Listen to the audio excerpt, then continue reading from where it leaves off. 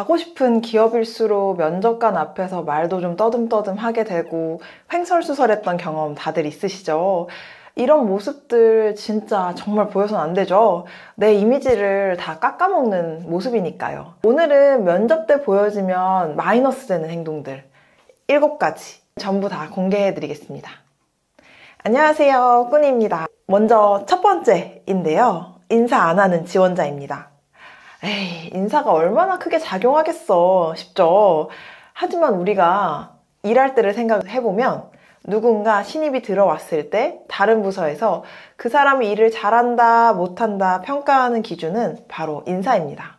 왠지 싹싹하고 밝고 이렇게 크게 인사하면 되게 일을 잘해 보이고요. 소심하게 인사도 안 하고 쭈뼛쭈뼛거리고 인사가 들릴 듯 말 듯 이야기하는 사람들은 뭔가 일도 자신감 없이 잘 못할 것 같고 좀 소심해 보이지 않았나요? 바로 그 이미지가 그 인사라는 하나의 행동에서 비롯됩니다.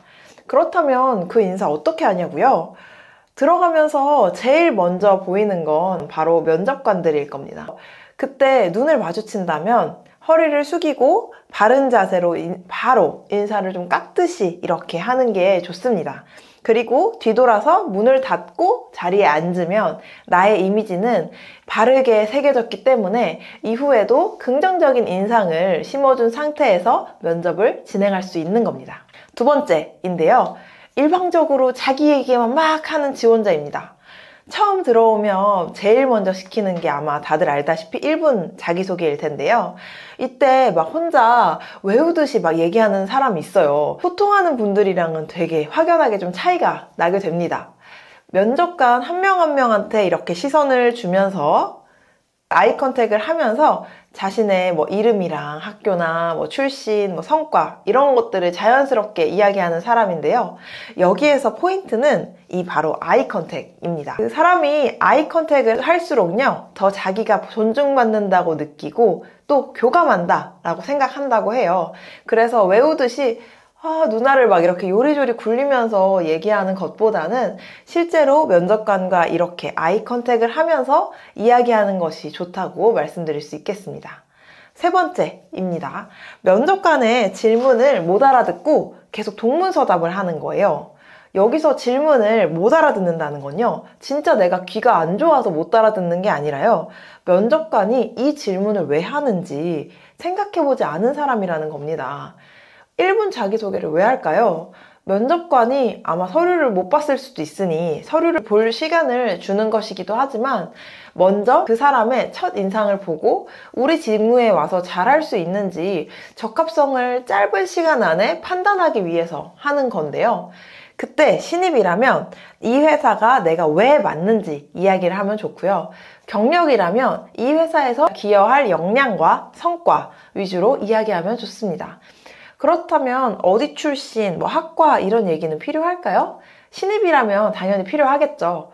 하지만 경력한테는 그것보다는 전 회사에서 있었던 성과가 더 중요하기 때문에 굳이 자기소개에서는 넣을 필요는 없습니다. 그 학과가 꼭 필요한 그런 직무 아니라면요. 덧붙여서 두갈식으로 내가 하고 싶은 얘기를 제일 먼저 하는 게 중요하겠죠. 네 번째입니다. 진실되지 않은 지원자인데요. 진실되지 않다는 건 자신이 한 말에 대해서 막 면접관이 꼬리 질문식으로 질문을 했을 때 사실상 얘랑 앞뒤가 안 맞는다는 거예요. 예를 들어서 이 영업직무에 왜 지원하셨나요? 라고 물어봤을 때 신입사원이 저는 사람들 만나는 거 되게 좋아하고요. 좀 되게 활발한 성격을 가지고 있어서 영업직무에 잘 맞을 거라고 판단했습니다. 라고 대답을 했다고 해봅시다. 그런데 나중에 혹시 땡땡씨는 취미가 뭐예요? 라고 했을 때 저는 집에서 혼자서 이렇게 조용히 음악 감상하는 거를 좋아합니다. 라고 한다면 사실 조금 맞지 않죠? 사람들과 어울리는 거 무엇보다 좋아했다고 하는 사람이 집에서 조용히 혼자 있어서 음악을 듣는다고 한다면 뭔가 좀 상상이 잘 가지 않을 것 같아요. 그래서 면접을 준비할 때도 좀 내가 기존에 나올 질문들을 미리 준비를 하고 그거에 대한 나의 답변을 이렇게 준비를 하면서 이 답변들 사이에서 좀 미스매치 되는 부분이 없는지 그 결이 있는지 한번 내 스스로 확인을 해봐야 된다는 겁니다. 활발함을 나의 역량에 두고 면접에 나설 거라면 다른 것들도 그러한 성향에 맞춘 답변들로 가야 돼요. 아까 상황에서는 음악 감상을 혼자 한다고 했지만 사람들을 진짜 좋아하는 사람이라면 혼자 이렇게 음악 감상을 듣는 것보다, 물론 좋아할 수 있겠지만 그것보다는 친구랑 같이 그 콘서트에 가서 이렇게 춤도 추고 같이 어울리면서 음악을 즐기는 걸 더 좋아하지 않을까요? 그래서 이런 면접 준비들은 면접이 잡힌 직전에 준비하는 게 아니라요. 면접이 잡히기 몇 달 전부터 차근차근 나만의 답변을 준비를 해야 하는 거죠. 이런 결들이 갑자기 하루 이틀 만에 쭉 생기진 않을 거니까요. 5번째입니다. 입 바른 말만 하는 지원자인데요. 이거는 좀 약간 자기의 관점이 없는 지원자라고 볼 수 있을 것 같아요. 사실 그 사람이 사람한테 끌리는 순간은요, 그 사람만의 관점이 존재할 때인데요. 여기서 신입은 좀 해당 사항이 없을 수 있습니다. 신입은 그 일을 잘 모르기 때문에 자신만의 고집 있는 그 관점을 밀고 나가는 것보다는요, 조금은 그 회사에 맞춰서 열심히 배워서 성과를 내겠다 하는 게 더 먹힐 수 있기 때문입니다. 하지만 경험이 있는 경력직에게는 조금 다른 문제인데요. 경력직은 일을 하다 보면 자신의 일에 있어서 자신의 관점과 또 시야가 생기게 됩니다. 다른 말로 하면 자신만의 일에 대한 가치관이 생긴다는 거예요. 예를 들어 마케팅에서 일하는 사람이라고 한다면 시장 데이터를 분석하는 게 무엇보다 중요해 라고 하는 사람이 있을 수 있고, 아니면 최신 홍보하는 그런 여러 가지 툴들을 공부하고 그거를 바로 접목해서 그 신선한 경험들을 고객한테 전달하고 제공하는 게 더 중요해.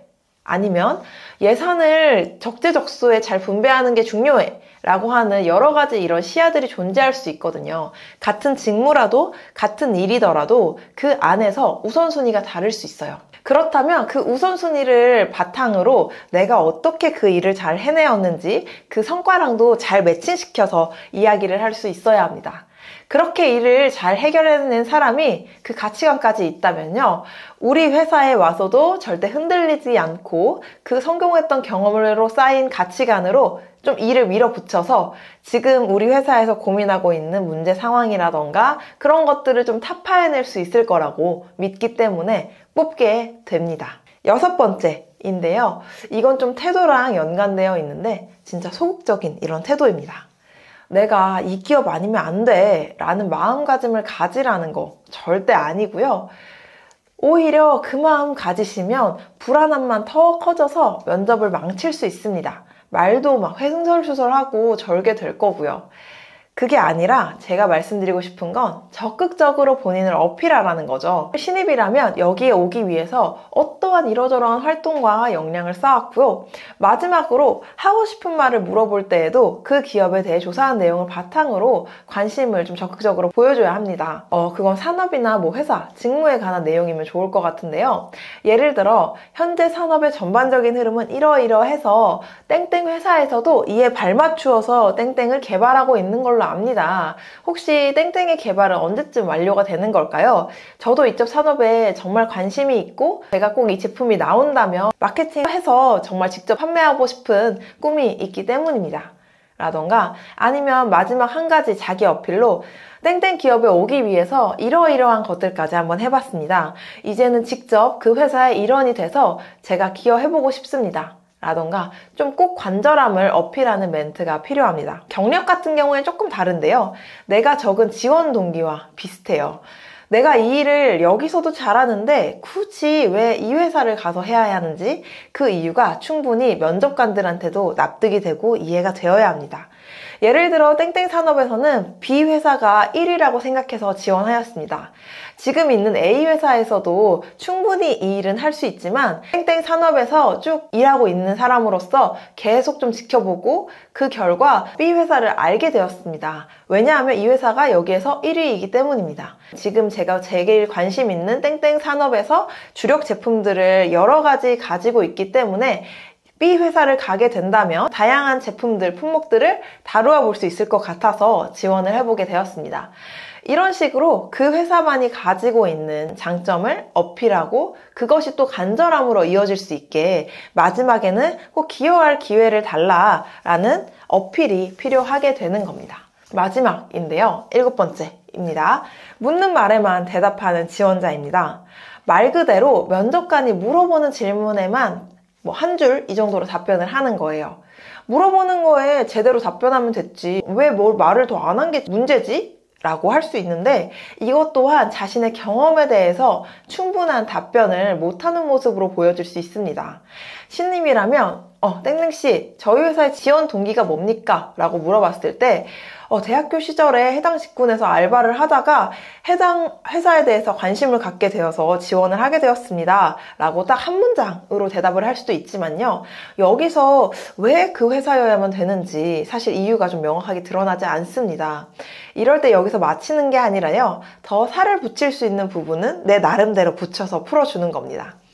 해당 산업에는 사실상 여러 가지 회사들이 있지만 해당 회사의 제품들 중에서 A라는 제품이 가장 우수하다고 판단해서 마케팅해보고 싶어서 지원을 하게 되었습니다. 다른 제품들에는 없는 땡땡이라는 특징이 소비자를 중심적으로 사고하고 행동해야 나올 수 있는 부분이라고 생각했기 때문입니다. 저 또한 직전에 있었던 아르바이트에서 고객 중심적으로 사고하고 행동한 덕분에 제가 일하고 난 이후에 매장에서의 매출이 120% 가까이 증가했었습니다. 저의 이러한 역량을 바탕으로 땡땡 회사에서 잘 발휘해보고 싶었기 때문에 지원을 하게 되었습니다. 감사합니다. 이렇게 좀 덧붙일 정도가 되려면 해당 회사에 대한 철저한 조사가 기반이 되어야 합니다. 이때 회사 내 홈페이지 연역, 그 다음에 오래된 기사 순이나 아니면은 최신 기사 순으로 여러 가지 관련 기사들을 차례로 읽으면서요. 현재 어떤 방향으로 회사가 가고 있는지 정확히 파악해서 내 역량에 녹여서 답변하는 것이 중요합니다. 경력이라고 다를까요? 경력 또한 지원 동기라는 질문을 동일하게 받는다고 했을 때 본인이 이제까지 쌓은 성과를 이전 회사에서 잘 인정받고 다니고 있었는데 왜 우리 회사로 오고 싶어 하는지가 명확하게 전달이 되어야 합니다. 그래서 땡땡 회사의 직무적 강점을 더 살리기 위해서 지원을 하였습니다.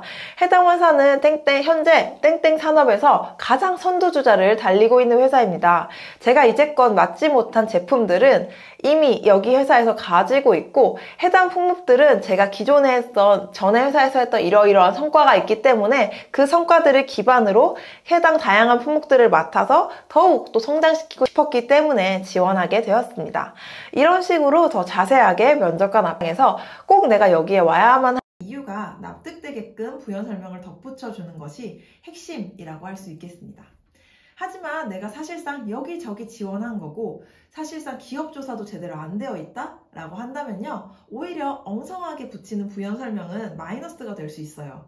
잘못된 정보가 섞여 있을 수도 있고요. 그러면 그 부분은 오히려 내 이미지를 깎아먹을 수 있으니까 한 줄로 컴팩트하게 말하는 것이 좋습니다. 오늘은 이렇게 면접에서 피해야 할 행동 유형 7가지에 대해서 살펴봤는데요.